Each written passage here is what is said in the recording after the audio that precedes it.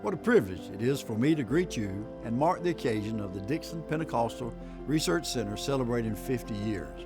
The Research Center is a unique treasure not only to the Church of God, but to the entire Pentecostal movement.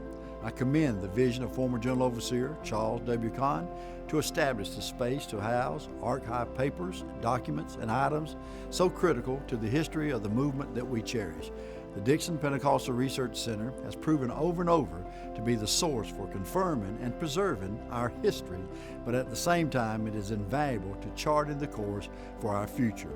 Congratulations to Director Dr. David Roebuck, Archivist Gene Mills, and the entire staff of the Dixon Pentecostal Research Center on this momentous milestone that you celebrate.